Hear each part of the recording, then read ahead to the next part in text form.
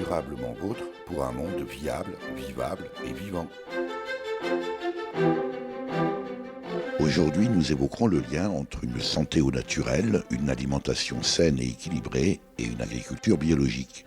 Nous sommes à Ungersheim, dans le Haut-Rhin, avec le président de l'association Terre Vivante et Santé, qui organisait les 28 et 29 septembre 2019 ses premiers ateliers et conférences sur ce thème.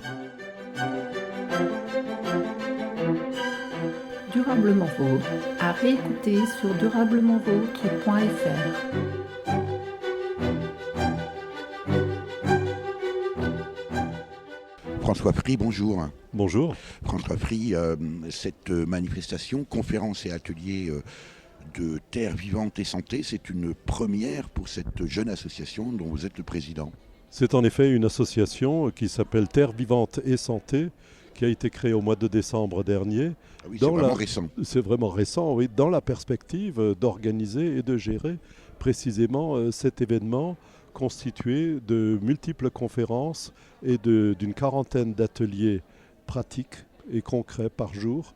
Et à travers cette manifestation, nous cherchons à montrer d'abord quels sont les thèmes qui nous préoccupent en matière de santé et qui sont nombreux, et ensuite ce que chacun, là où il se trouve, peut faire dans sa vie quotidienne pour améliorer tout aussi bien la vie du sol que sa vie personnelle à travers dans son environnement et à travers son alimentation. Parce qu'en effet, l'association Terre Vivante et Santé est constituée au départ d'un noyau dur d'adhérents qui sont des personnes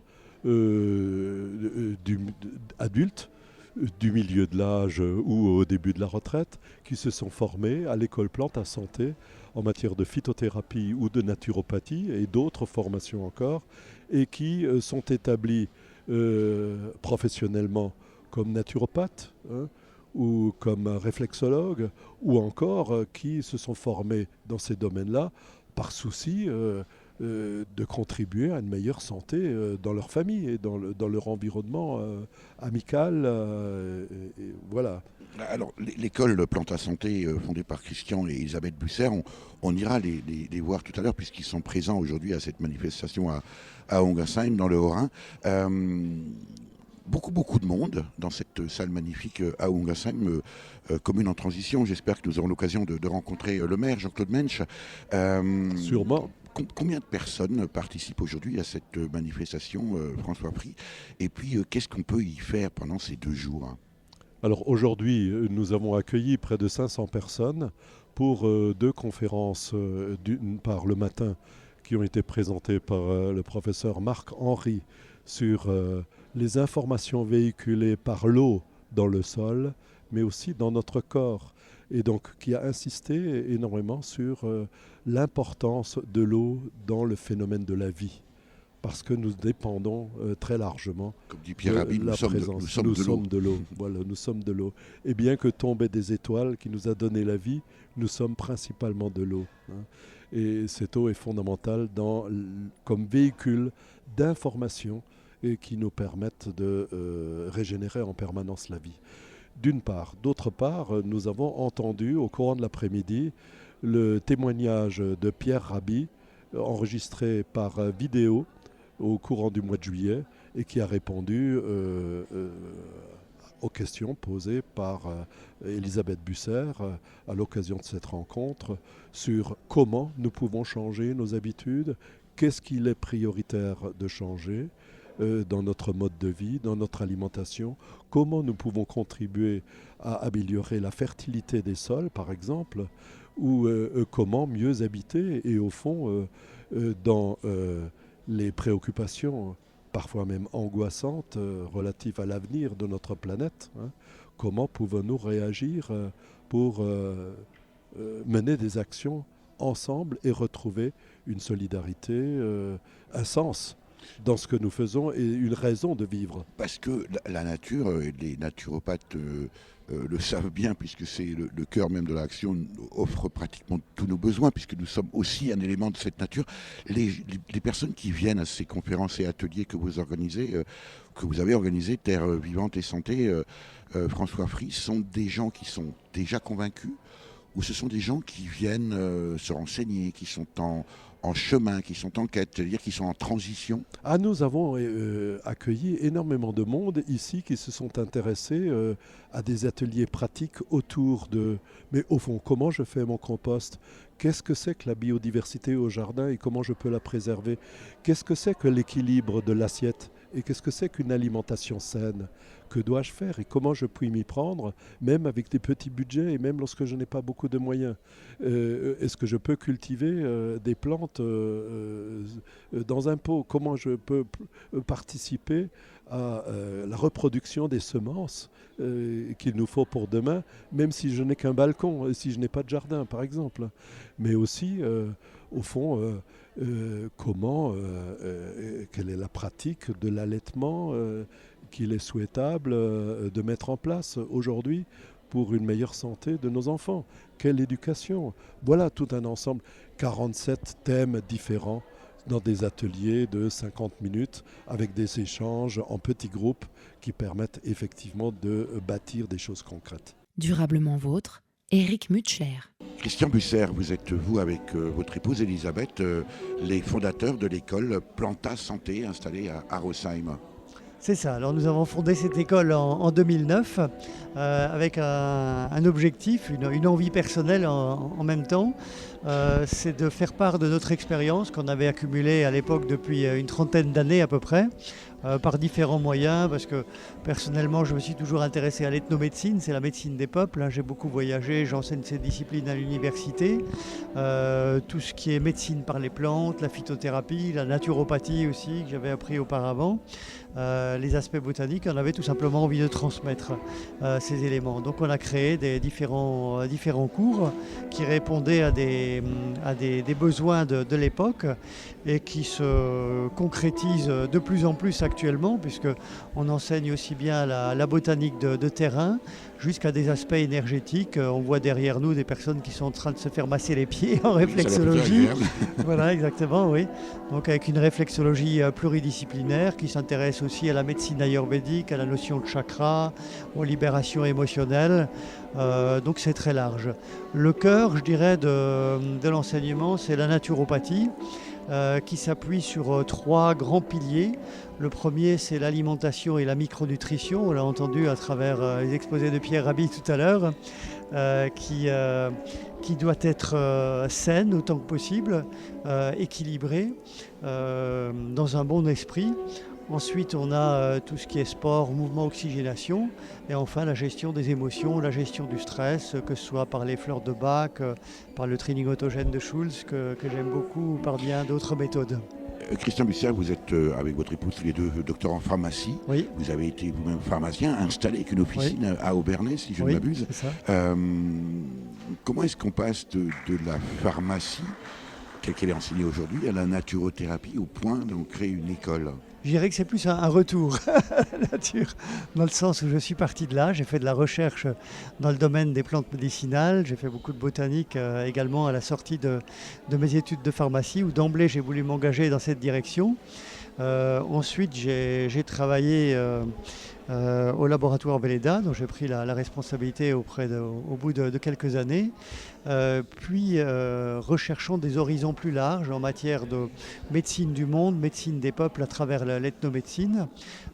J'ai voulu créer une pharmacie d'officine avec mon épouse qui soit orientée vers les thérapies complémentaires et vers la nature justement. Donc on avait beaucoup de propositions, on avait un immense préparatoire qui permettait de réaliser des préparations en gélules, en homéopathie également, par bien d'autres moyens pour faire connaître les plantes et leurs bienfaits. Et lorsque nous avons créé l'école, c'était pour nous un retour justement à cette vocation première que nous éprouvions l'un et l'autre. Elisabeth aussi était partie de là, avait les mêmes envies au moment de ses études. Et voilà, on a pu concrétiser. C'est une chance de pouvoir le faire dans sa vie, de pouvoir changer plusieurs fois de métier en faisant ce qui nous plaît. Aujourd'hui, la naturopathie en France, me semble-t-il, n'est pas reconnue, à l'inverse de la Belgique, je crois en Suisse également. Ouais. Comment vous expliquez ce statut que l'on refuse pratiquement en France de reconnaître la naturothérapie et d'une façon générale, tout ce qui touche aux plantes est un peu regardé avec un gentil mépris?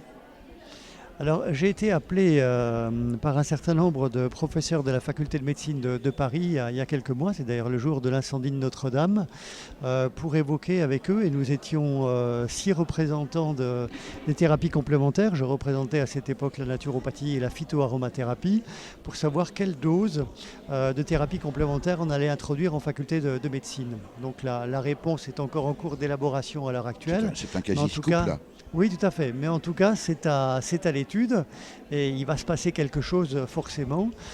C'est ce qu'on appelle la médecine intégrative, que j'ai toujours souhaité depuis mes études. C'est une forme de synthèse entre le savoir-faire de la médecine dite classique, qui est tout à fait importante, et d'autre part le savoir-faire, mais aussi le savoir-être de ceux qui pratiquent les thérapies complémentaires avec tout ce qu'elles peuvent apporter.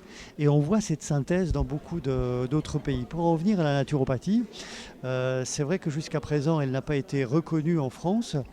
Il se trouve que j'ai participé à la création du syndicat des professionnels de la naturopathie et dans ce cadre-là, nous avons déposé une demande de reconnaissance par l'État. On espère bien qu'elle puisse aboutir d'ici l'année prochaine, donc je dirais que les choses sont en cours, sont bien emmanchées.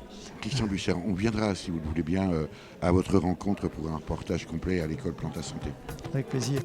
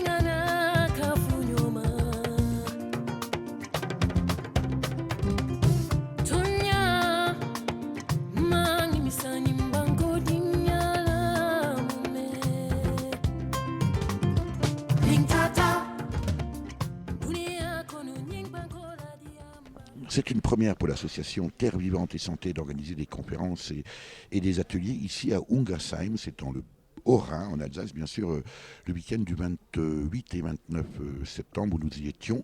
Jean-Claude Mensch, vous êtes le maire, maintenant une quasi-vedette de ce village en transition. Comment Terre Vivante et Santé en est arrivé à organiser cet événement ici à Ungersheim? Je pense que c'est une petite histoire quand même, puisque Terre Vivante et Santé, c'est l'émanation de l'école Planta Santé, qui développe donc l'enseignement de l'herboristerie, de la naturopathie, enfin de toutes ces médecines alternatives liées aux plantes, et qui cherchait à un moment donné à mieux vulgariser, à mieux essaimer, à mieux faire connaître son action. Et c'est ainsi qu'ils ont eu, je pense que c'est comme ça, de toute manière en partie que ça s'est passé, ils ont eu connaissance de la projection du film Qu'est-ce qu'on attend, qui montre un peu toute notre démarche dans la transition écologique. Réalisé par Marie-Muriel Robin. Et oui, réalisé par Marie-Monique Robin. Marie-Monique, pardon. Et qui donc a été projeté à Münster. Et à Münster, donc le couple Busser, Christian, Elisabeth et Christian Busser, sont venus le voir et puis participer au débat. Voilà, donc ils ont sans doute, je pense que ça a été pour eux le déclic, que c'était un moyen de mieux faire connaître leur travail et donc de mieux le développer sur une terre qui est un peu représentative par rapport à cette transition écologique. Alors j'allais dire justement, Jean-Claude Mensch, votre commune Ungersheim est aujourd'hui connue comme étant une des premières, peut-être la première commune en transition en France. Est-ce que ça veut dire qu'Ungersheim est en train de devenir la vitrine de la transition, de tout ce qui peut se faire et si on passe par Ungersheim, c'est une espèce de label de reconnaissance? Disons effectivement, ce qui caractérise notre démarche, c'est qu'elle agit un peu tous azimuts. Autant sur la question intellectuelle, la démocratie participative, monnaie locale, atlas de la biodiversité, mais aussi dans l'énergie, voilà, qui est largement répandue maintenant. L'énergie, la sobriété énergétique, le déplacement, l'habitat, mais aussi sur la souveraineté alimentaire, quoi. Toute la filière locale, de la graine à l'assiette. Donc c'est vraiment, ce sont des actions plus que 21, au départ c'était 21, qui intéressent un peu tous les secteurs de la vie, qui sont très concrètes et qui, pour ainsi dire, de ce fait-là, montrent que c'est un programme qui peut être intéressant pour une collectivité, pour des élus, pour des associations citoyennes et qui nous caractérise. Voilà. Aujourd'hui, loin d'être un label, quoi. Voilà, loin. En tout cas, une reconnaissance, mais justement, aujourd'hui, vous êtes cité dans les médias. On ne parle que d'Ungersheim dès qu'on évoque la transition. Même les grands médias s'intéressent à vous. Pour autant, ça n'a pas toujours été le cas et ça n'a pas été simple. Non, notre engagement n'est pas un long fleuve tranquille. Mais bon, c'est ce qui fait aussi la richesse de notre engagement. Ce sont constamment des défis qu'on doit relever face à une société très conservatrice et qui a peur du changement, quoi, qui est très frileuse par rapport à toutes ces questions novatrices, qui ne sont d'ailleurs plus novatrices, qui sont aujourd'hui vitales quant à l'avenir de cette civilisation. Donc moi je considère que l'effondrement est à nos portes. En réalité, l'effondrement moral, on y vit déjà, on y est déjà confronté.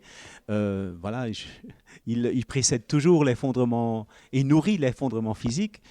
Alors oui, c'est très important de s'y atteler à bras-le-corps. Et alors, puisqu'on parle de vitrine, je parle de vitrine d'Ungersheim. Vous avez également la visite aujourd'hui de nombreux élus qui viennent vous voir, peut-être aussi un peu en bête curieuse, ou en tout cas s'interrogent sur les démarches et les actions que vous avez mises en place ici à Ungersheim. Est-ce que vous avez le sentiment, Jean-Claude Mensch, que votre travail ici commence à porter ses fruits à l'extérieur aussi d'Ungersheim? Je veux dire, même au niveau national, voire international. Ah oui, effectivement. C'est-à-dire, en 2013, il y a un premier article dans Le Monde.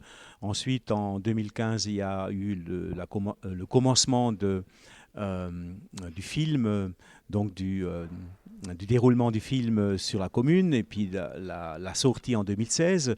Et depuis ce jour-là et aujourd'hui encore, ça nous a créé une grosse notoriété et on est sollicité de toutes parts, pas seulement en Alsace, mais aussi en France, en Belgique, Luxembourg, tous les pays limitrophes, l'Allemagne incluse, qui maintenant, comme le film est sorti en Allemagne très récemment, en sous-titrage allemand, donc les Allemands sont très friands, quoi, et eux ils sont sans doute les champions de la transition énergétique ou dans d'autres domaines, par exemple les déchets, dans la rigueur qui les caractérise, mais voir la transition sous cet angle-là, un programme complet qui prend en compte l'alimentation, le comportement et l'énergie, ça les intéresse fortement.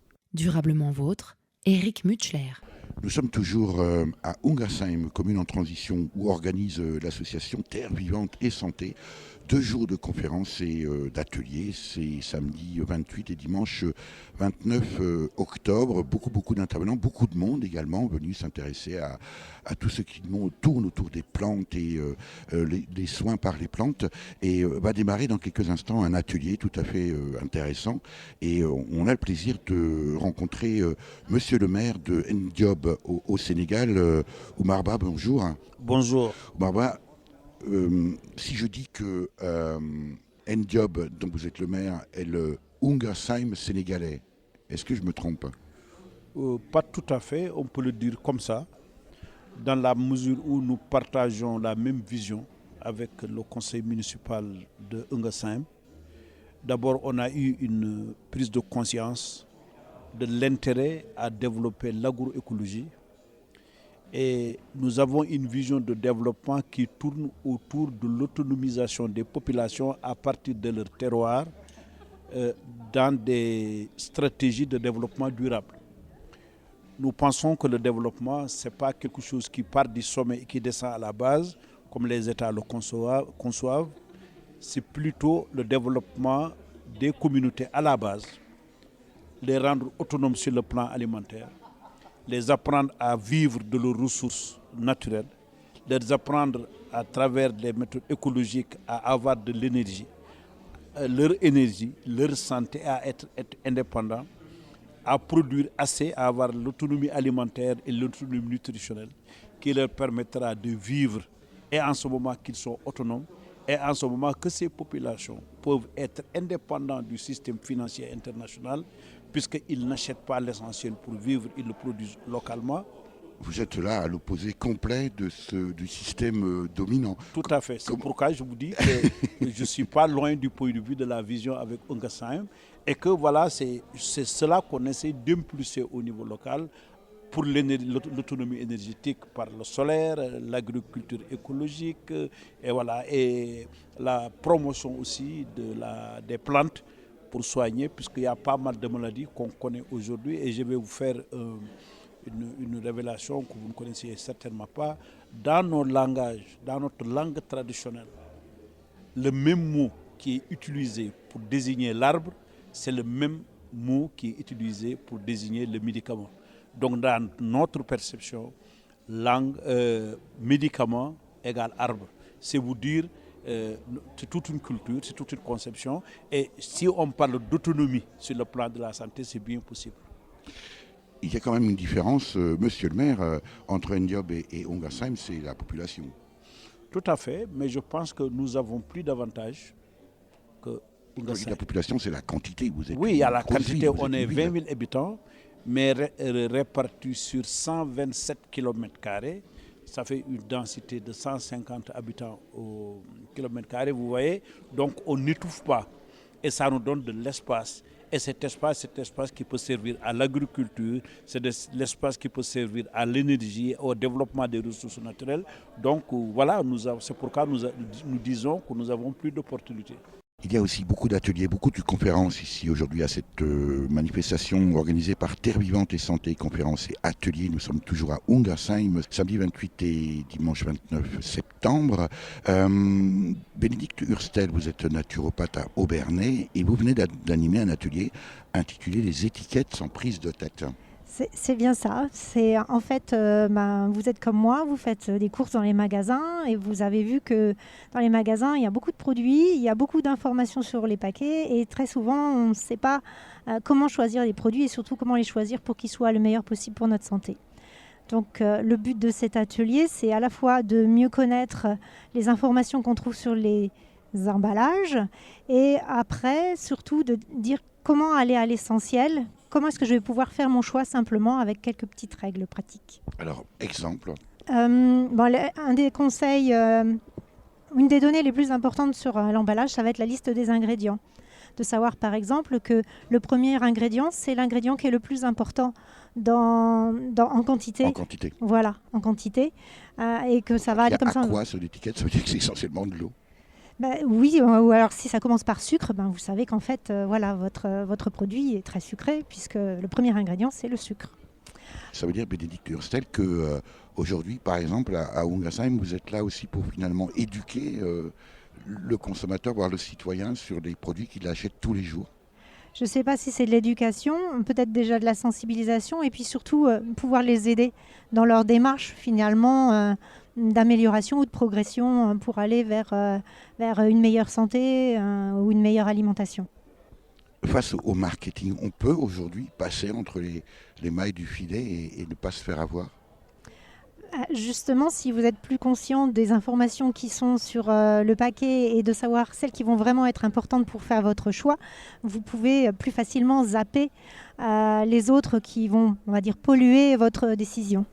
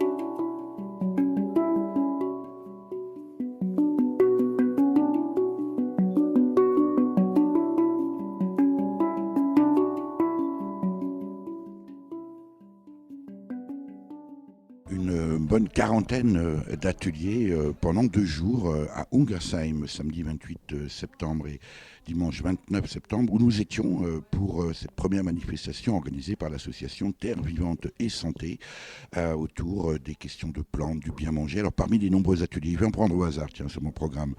Miameur à toute heure, tiens, je suis bien tombé. Biodiversité au jardin, la naturothérapie, tout ça, ce sont des ateliers animés par eh bien, des personnes tout à fait compétentes dans ce domaine, dont vous, Marie-Christine Matt, du jardin de Gribouille. On est là dans des salles à Ungersheim où vient de se terminer un atelier que vous avez animé sur la cuisine. Le titre exact de votre atelier, Marie-Christine ? C'était découvrir l'alimentation selon Saint-Hildegard de Bingen, donc qui est une des premières naturopathes des temps, qui a... Sans le savoir. Voilà, sans le savoir, mais tout à fait naturellement, puisqu'elle prenait, pour être en bonne santé, vraiment une alimentation basée sur l'épeautre, on pourrait appeler ça la Rolls-Royce des céréales, qui est une épeautre de très haute qualité à tout point de vue, et qui redonne la santé. Il y a des personnes qui, en 3 semaines de jeûne, même avec l'épeautre, qui peuvent guérir. Il y a même un hôpital à Constance qui soigne des maladies graves avec l'épeautre. Donc, le but de l'atelier cet après-midi et ce matin, c'était d'encourager les gens à manger de l'épeautre tous les jours un petit peu, pour rester en bonne santé et même pour la retrouver. Voilà. Alors, Hildegard von Bingen, pas le jour et le mois, mais à peu près la période, on est à quelle époque ? 12e siècle, on sent. Elle est née vers 1075, me semble-t-il à peu près, donc 12e siècle, donc plein Moyen-Âge. Et donc tout ce qu'elle a dit, donc c'était une visionnaire, et donc elle a écrit 9 livres en latin qui ont été traduits, retravaillés, et tout même les scientifiques ont travaillé sur ses écrits et attestent vraiment que ce qu'elle dit est absolument juste. Et donc, sans avoir fait des études en médecine, elle a vraiment donné des découvertes très importantes.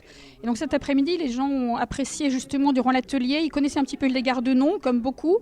Mais le fait de mettre en pratique des ateliers, on a fait donc des galettes là, de petits marrons à base de flocons d'épeautre. Alors, on est à la radio, donc on va essayer d'expliquer un peu les choses. On est là dans une des salles de la salle polyvalente d'Ungersheim où se déroule cet événement.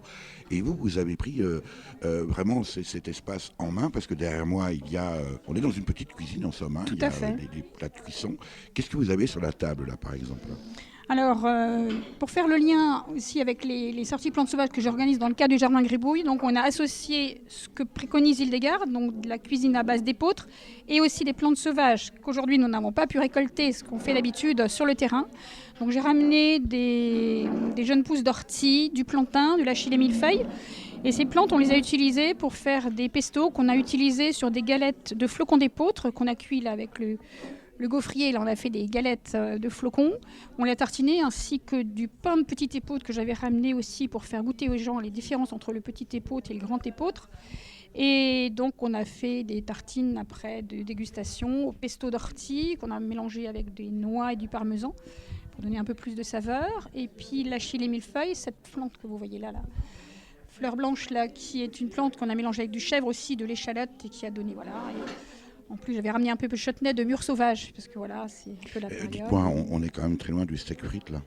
Oui, tout à fait, mais on est très loin du steak frites, mais plein de protéines. C'est-à-dire, les orties, il y a énormément de protéines, de très bonne qualité, assimilables.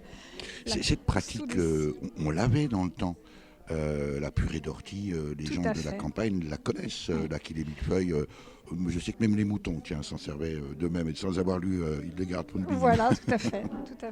Mais justement, c'est un peu le but de l'association que j'ai créée il y a 3 ans, le Jardin Gribouille. Le but de cette association, c'était justement de retrouver les remèdes de nos grands-mères qu'on a oubliés, autant sur le côté médicinal que j'aborde un peu. Je suis plus spécialisée au côté culinaire, et n'ayant pas le diplôme d'herboriste, je n'ai pas le droit officiellement de faire des baumes, tout ça, donc je n'en fais pas, mais j'explique au moins oralement aux gens comment les faire, pour avoir quelque part une pharmacie un peu à domicile familial. Et puis les ateliers culinaires, j'appelle ça un peu ce qu'on cuisine, des alicaments. C'est en même temps un aliment, mais déjà un médicament préventif, et de l'utiliser au quotidien. On le retrouve même dans la médecine, que l'aliment soit ton premier médicament. Tout à fait, ce que dit Hippocrate, Oui, tout à fait. Durablement vôtre, Eric Mutschler.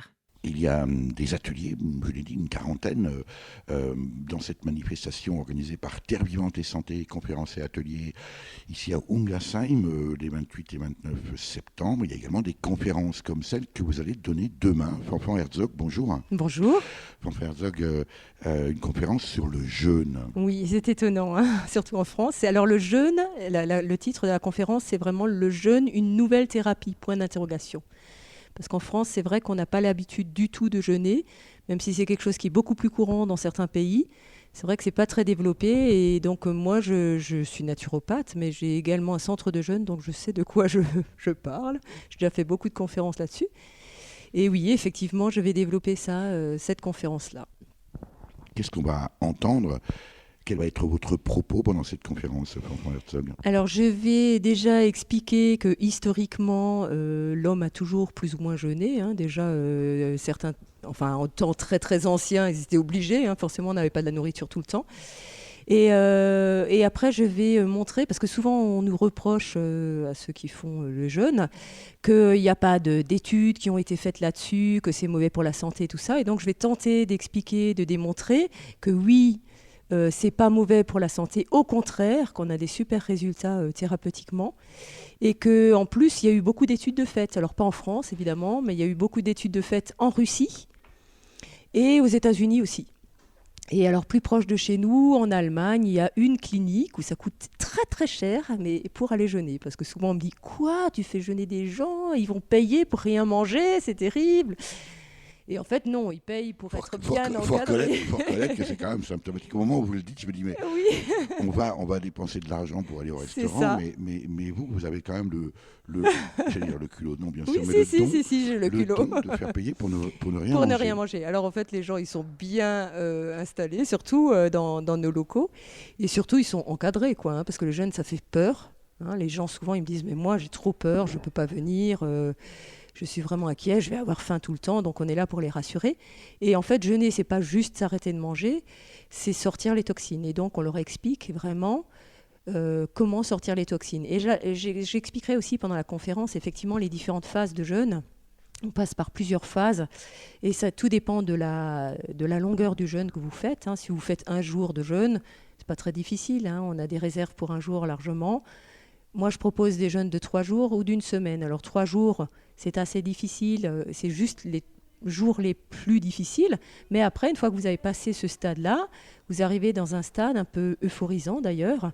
Le cerveau, il est boosté par non plus du glucose comme il a l'habitude, mais par des corps cétoniques. Et donc, on a un état d'euphorie qui est assez incroyable, dû au jeûne. Donc ça, c'est sympathique. Donc pendant la conférence, voilà, je vais expliquer toutes les phases par lesquelles on passe, pourquoi c'est bon aussi, thérapeutiquement. C'est ça qui est important. Pourquoi on va faire ça, pourquoi on s'embête à pas manger. Et pourquoi on se force à pas manger Pourquoi on se force à pas manger. Alors moi, je suis vraiment l'exemple type parce que je suis vraiment quelqu'un je peux pas dire autrement, de très bon vivant. J'aime bien boire, j'aime bien manger. On n'a pas le droit de dire quand on est naturopathe, mais même des fois je fume. Voilà. Et en fait, j'ai trouvé dans le jeûne une façon de me détoxiner qui est exceptionnelle. Et avant que je fasse ça, j'avais vraiment des gros problèmes de santé. Je pense peut-être que j'avais la maladie de Lyme, j'avais mal aux articulations et tout. Et moi, ça m'a carrément sauvée. Et donc, quand j'ai fait ça la première fois, je me dis, mon Dieu, avec le diplôme que j'ai de naturopathe, il faut que je fasse connaître ça. Et j'ai vraiment eu des super résultats. Avec aussi une clientèle, parce qu'on dit clientèle, je crois, quand oui, on peut, oui. Bien particulière, liée précisément au stress de notre société. Alors oui, j'ai beaucoup de gens qui ont fait des burn-out. Ça, c'est vrai que ça marche, que c'est effectivement beaucoup ma clientèle. Mais vraiment, j'ai toutes sortes de gens. Alors c'est quand même des gens qui ont une grande ouverture d'esprit, il faut bien dire ce qui est. Et non, c'est vraiment sympa de faire ça. C'est thérapeutiquement aussi très très fort, quoi. Voilà.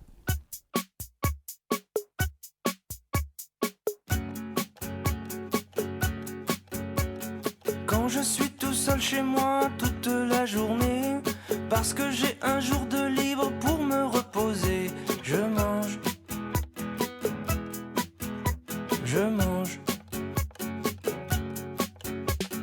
Dès que j'ai un RTT, que je sais pas quoi faire, plutôt que de m'ennuyer, j'ouvre le frigidaire, je mange.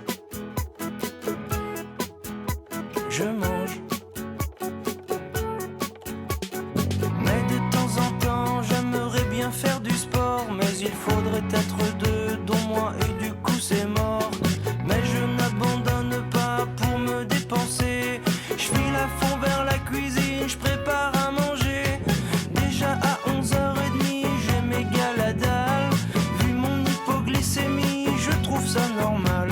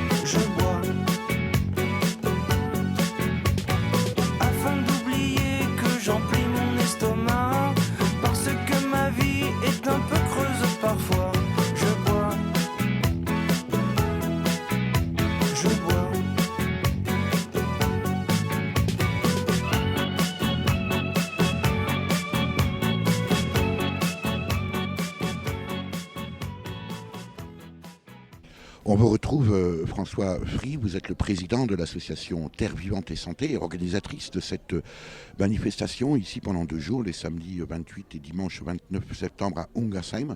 Quel est votre parcours ? Au fond, mon parcours, en étant naturopathe aujourd'hui, c'est d'être né dans une famille de paysans, des paysans traditionnels en polyculture, en Alsace, en plaine d'Alsace, sur la Harte. Hein. Vraiment, c'est au milieu de la plaine de l'île. Oui. Et donc polyculture et élevage, hein, qui a vécu les années d'arrivée de l'agriculture industrielle avec les investissements en mécanisation, etc. J'ai connu la disparition progressive de ces petites exploitations et la question s'était posée de savoir un jour si je devais reprendre ou pas. Devant la perspective d'avoir à lourdement investir, j'ai préféré, mon père a préféré m'envoyer faire des études. Et j'ai fini par faire des études de philosophie. J'ai donc enseigné la philosophie pendant un certain temps. Vous êtes resté dans la culture. Oui, je suis resté dans la culture. Et au bout de quelques années d'enseignement, je suis revenu au fond à la Chambre d'agriculture pour aider les fils et filles d'agriculteurs dans les années 70 à, changer justement de perspective en se disant non, demain, je ne serai plus dans l'agriculture, je serai ailleurs, je serai dans les services et donc aider à les orienter tant sur le plan scolaire que professionnel. Donc j'ai exercé ce travail, cette mission pendant quelques années aussi, avant de m'intéresser à la promotion de l'accueil d'investissements industriels dans les vallées vosgiennes qui avaient perdu leur textile. Donc dans le cadre d'un comité d'expansion qui était régional à l'époque et qui s'appelait déjà l'ADIRA. Et donc au fil des aiguilles, je me suis retrouvé, au fond, j'ai eu l'occasion de rentrer à la Chambre de commerce de Strasbourg, dont je suis devenu le directeur général pendant 15 ans. Hein. Et alors, quel rapport avec ça n'avait plus de rapport, mais entre-temps, je m'étais formé au management à Fontainebleau dans le cadre de l'INSEAD et du CEDEP, là où les grands groupes européens forment leurs directeurs généraux. Et donc c'est ainsi que j'ai passé le cap de la direction générale de la Chambre de commerce de Strasbourg et ensuite de la Chambre régionale de commerce et d'industrie d'Alsace. Mais alors, vous ne répondez pas à la question. Je suis donc revenu à mes origines lorsque, au moment de la retraite, je me suis lancé dans la formation en phytothérapie, en naturopathie, parce que toute ma vie, je m'étais intéressé non seulement à la philosophie, mais aussi aux vertus des plantes.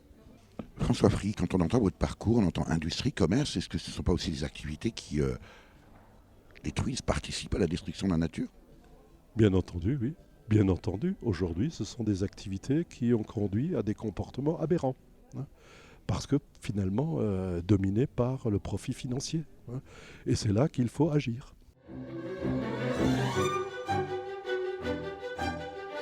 L'invité de Durablement Vôtre, coup de gueule ou coup de cœur ?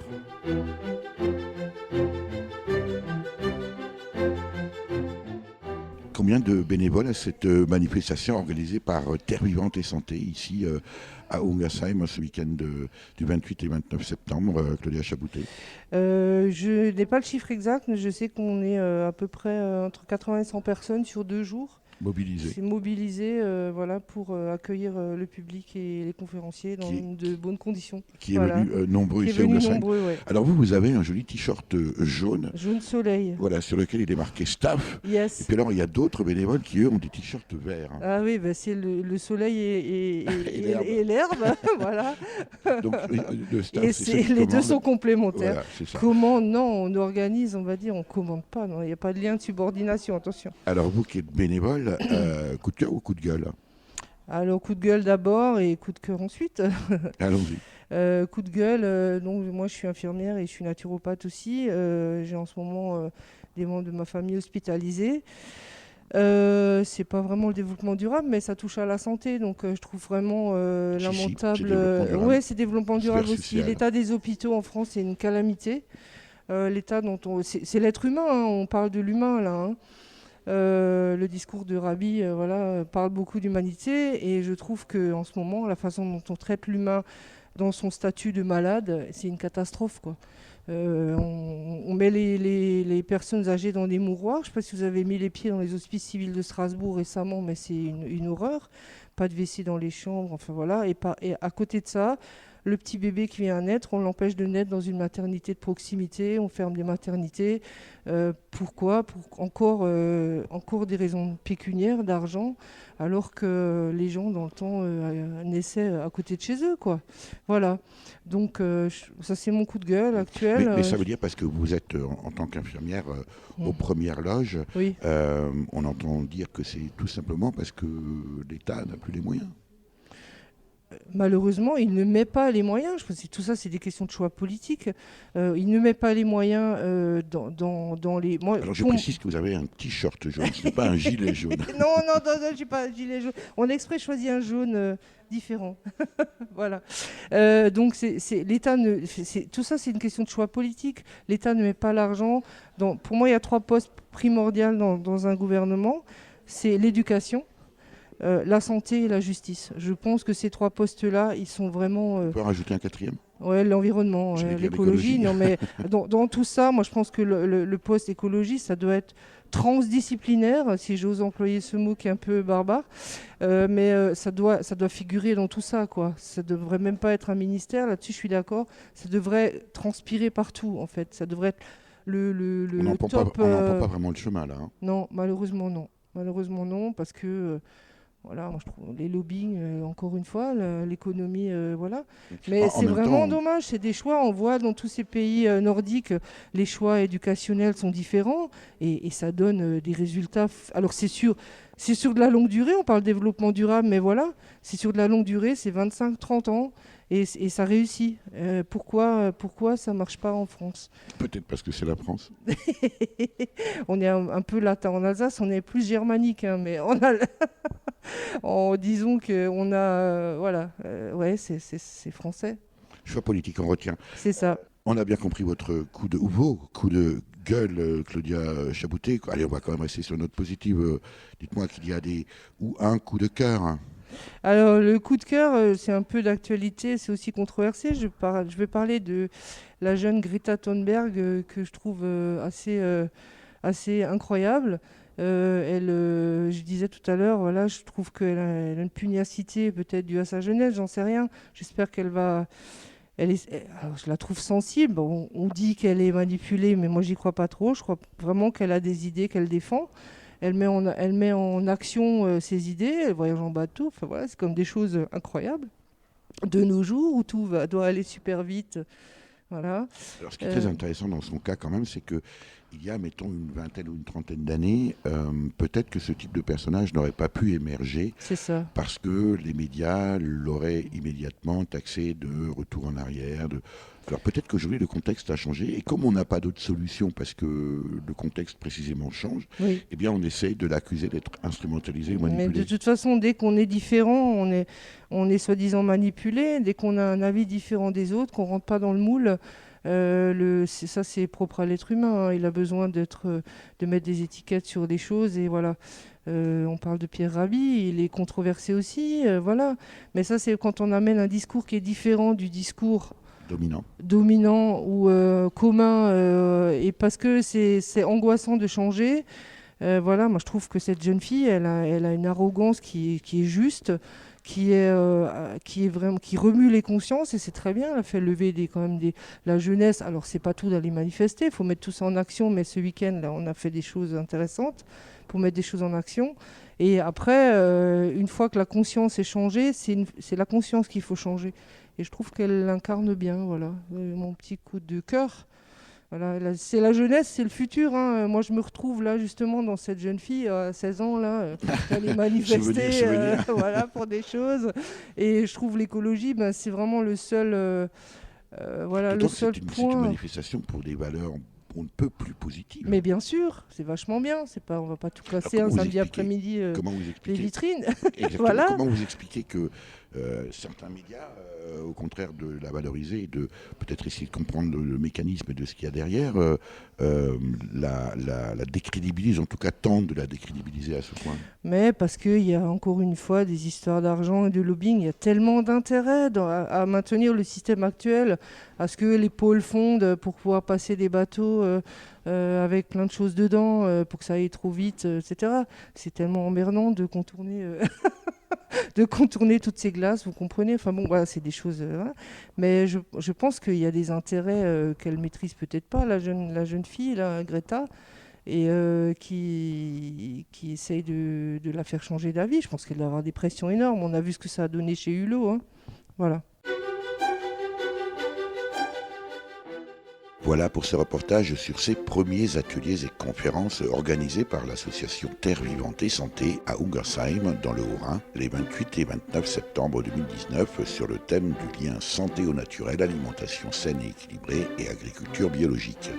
Avec François Fry, président de Terre Vivante et Santé, Christian Busser, fondateur de Planta Santé, école de santé naturelle en Alsace, Jean-Claude Mensch, maire d'Ungersheim, Oumar Ba, maire de la ville de Ndiob au Sénégal, Bénédicte Hurstel, naturopathe, Marie-Christine Matt du jardin de Gribouille, Fanfan Herzog, naturopathe et fondatrice du centre Naturellement Jeune, et Claudia Chaboutet, infirmière, naturopathe et bénévole à Terre Vivante Santé. Pour en savoir plus, rendez-vous sur terrevivantesanté.fr.